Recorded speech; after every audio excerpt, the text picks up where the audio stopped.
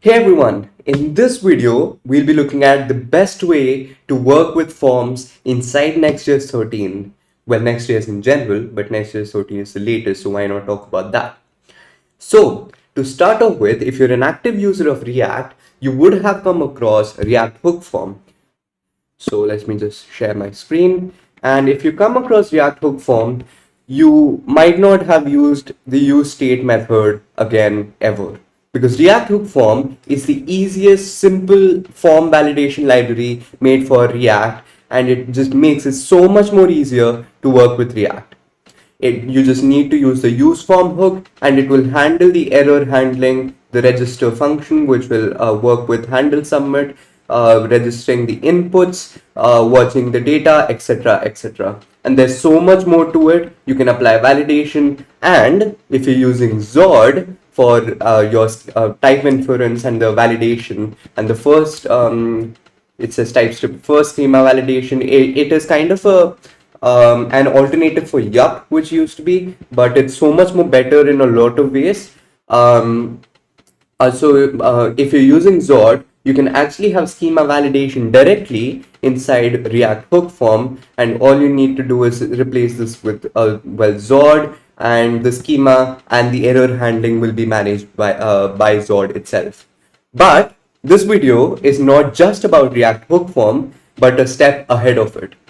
We will be talking about Shadcn/UI, a UI library created by Shad. You can find his Twitter over here. So he created such a great UI library, and I've been using this for the past few days and weeks, and they just released this new form component, and it makes it so much more better to work with forms. And you could have a form like this up and running in just a few minutes. This has validation. It says if I have only one character, it says it needs to be at least 2 characters long, and it has the password itself. And you could have this up and running in no time. Look at this. If I have the small, it says it must be at least 3 characters long. See that? This got me up. I took this in like 10 minutes, and we will be doing that in this video. To start off with, we'll be setting up a project with Shad UI library. Just go to installation and copy this, and we'll be using the template to create one. So I will go to my terminal and get this really zoomed in for you guys. Okay, that did work. Let's get the PNPM one. You can use the NPM one, and we will create a next app to start off with. Let's say forms, Shad forms. All right, and this might take a second or two, so I'll just stop recording till then. Okay, that was actually pretty fast. It took me a while to get it up and running in the first try. So to start off with, open this in VS Code, but I'll be using Vue. If you're a VS Code user, just use that. It doesn't really matter. So to start off with, I'll be going inside app/page.tsx, and I'll be showing you what Shad does basically. It is not a component library as such. If you see it, he says it is not a component library. It is a collection of reusable components. It's basically a wrapper around Radix UI if you've used before, and it makes the accessibility so much better because it uses that with the primitives, and the UI is just so good to use and get started with. So basically how it works is you get the components from here, see manual installation, you add that inside your components directory, and because they are just such a basic general component which you can use anywhere, just copy paste it and start using it and you'll be fine. That is how it works, and it is not a component library in that sense, because you can just go and tinker around with the styling and it will just work for you in that sense. So I won't go too into detail about what the component library does, because the motive of this video is to talk about the easiest way to work with forms. And for that, first of all, let's just look at the components directory. You have the UI button.tsx, etc. It works with CVA and has all these variants and the button up and running. It has all these components. So to just start off with, we don't need to work with any of this. Just go to installation. We've done with this part of it. We don't need to do any of this. This is for the manual installation. Just go straight and work with React Hook Form. Now it says React Hook Forms are tricky. Yes, they are. Sorry, forms are tricky. So this creates a wrapper around React Hook Form and Zord validation, and it makes it so much more easier to get started with working with forms. It has the composable components for building forms. It uses the form field component for controlled form fields, which is the case you'll be using the most. Form validation with Zord, etc., and also has good accessibility. To start off with, let's just go to installation and get install these. So what this does is it basically installs React Hook Form, which is needed for the the validation libraries, Zord for schema validation, Hook Form slash resolvers to use Zord inside React Hook Form, and Radix UI slash React slot because the component uses Radix UI slot to pass the props to the next immediate child. I'll talk about that in a second. But let's just copy this and paste this over here. Well, for people who can't see this, let me just get this over here. I paste this, that, pnpm add react hook form, etc., etc. And I'll just install that. Shouldn't take very long, but because I've already installed this before once, and pnpm is really fast in that sense. So I'll get this up and running, and all I need to do now is copy this. Actually, I don't even need to do this. All I need to do, well, do I need to do this? I'm not sure. Let's just try this once, right? Let's go pnpx Shadcn -ui add and see form. Just click enter and see what happens now, all right? Which components would you like to add?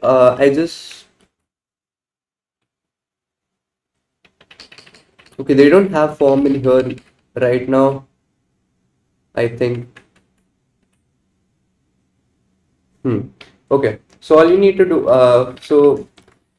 go to the components directly inside the UI, add a form.tsx, all right? Now inside that form, just copy, I keep going to that, just copy this and paste that over here. So you will see that all these are there. We do need the components UI slash label. So for that, we will go at pnpx Shadcn-ui add label. That will just take a second and it will ask you where you want to add it. So do you want to install the components? Say components.ui, yes, and it will just add the label. Actually, this one is very recent. You couldn't do Shadcn UI and Shad. They didn't have the CLI before, but now you just had to go copy paste everything. But now they've just made it so much more easier to work with this. So we have the label component now. So what I'll do is inside go to the, well, let me get this app up and running first. npm run dev. This working inside localhost 3001. It will take a second or two till that time. Let's go to the pages app slash page.tsx, and in the end, let's just go to the end, and over here I'll just add, well, but let's not work with this for now. But let's just see if this works now. The NextJS first build is a little slow because they try to compile everything to start off with on the client and server. So might take a second or two. So till that time, let's look at the docs to check out what to do next. So basically this will work only on the client. So let's create a component which will render it out to the home. So I'll go inside components and say home-form.tsx. And this will have obviously the client directive to work on the client, and export default home function, home form, and return. Let's copy paste most of this. I'll just talk about it after that. Yeah, let's copy paste this part, the form part, and oh, wrong place. And it has copy pasted most of it. Let's just look at what importing all this UI slash form. See where this is importing from. By the way, you could just do add slash component slash UI slash form. All right, and we'll talk about the form in a second, but let's import the components first. Let's import form item, form label, form control. Let's the input has to come from a different place. Let's just check that out. Form message and the button. Button is already there inside component slash. Oh wait, not this one. Button will come from UI slash button. Uh, let's work on an absolute import here.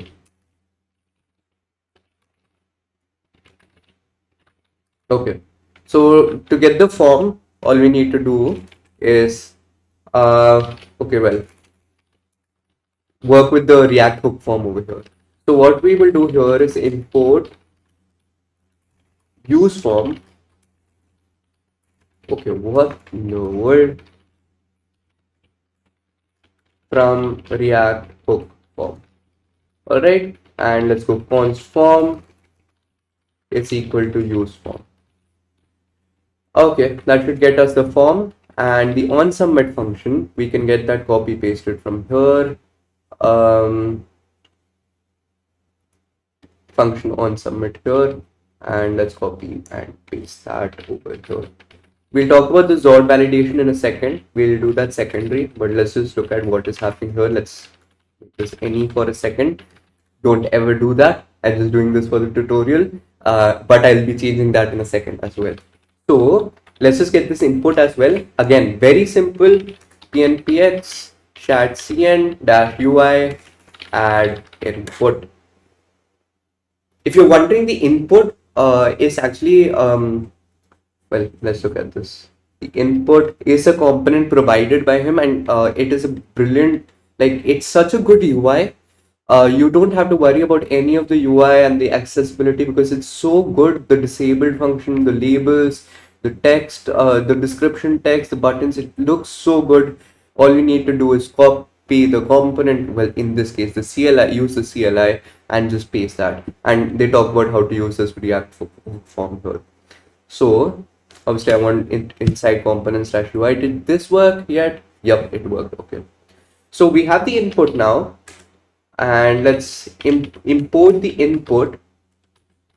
Well, let's import the input from here. Let's say input from add slash component slash UI slash input, and we should have that now. Inside the page, after this div, I will be saying home form, and that will import from add slash component slash home dash form.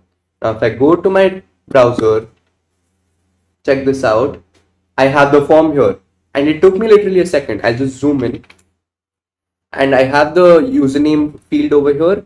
I have the public display name. This is the description which was passed in, and we have the button over here. And if I say Kavinvalli, because this one, let's just look at this, the home form, the submit handler over here is just console.logging the values. Let's just open the inspect tab and go to the console. This is fine for now. Let's just clear this. Kavinvalli, and click on submit, and it gives me the object with the username Kavinvalli. This was good. This was really good to start off with. It took me literally minutes to get this up and running. But let's wrap this in with Zord now. And the schema validation makes it so much more better to use React hook form. And with Shad UI, Shadcn UI /UI, it's so much more better.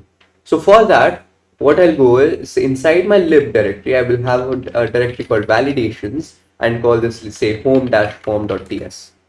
All right, now see this, I have this, and all I need to do is export const home form schema. This is basically a Zord thing. We'll import Z from Zord, and we'll have an object over here which says basically we are taking the username from the person, so we'll get the username. say z dot, we want it as a string, so we'll have the string. We want a minimum of 3 characters and say a maximum of 20 characters. And let's just look at this. And basically you can have custom error messages for all this. We'll talk about that in a second. But before that, all we need to do is pass an object to this use form, which will take resolver option. And this will take Zord resolver. So Zord resolver comes from, I forgot if this is a named import or a default import. Yeah, this is a default named import from hook form. Let's just paste that in here. And let's look at this. And this takes in an argument, which is the schema, which we just defined. Let's just get that home form schema, which will come from add/lib/validation/home-form. All right. And now the good thing about Zord is you can actually infer the type of the schema using a helper function. So you need to pass this into this as a generic, and that will just say z dot infer. Well, z has to be imported first of all from Zord dot infer. That will be the type of a home form schema. And what that does is, now if I well, let's pass that over here as well, and let's show you what that does. Type of home form schema. Now if I look at the what values is, just Shift K in my case, and if you're using VS Code, hover over it. It is an object with the username as a string. Now it knows that values is an object and it has the username, and it knows for a fact that this is a string. And it is so nice to have this inside your application, and it is type safe, it is validated and everything. And this just took minutes to set up. And the good thing about that is, if I go back over here, where was that? If I go back over here and refresh, look at what happens over here now, alright? I say pass just 2 characters over here. Submit. Okay, that worked. But I guess I need to pass in the... Did I miss something? That shouldn't have worked. I guess we need the message. I passed in the Zord resolver with the schema.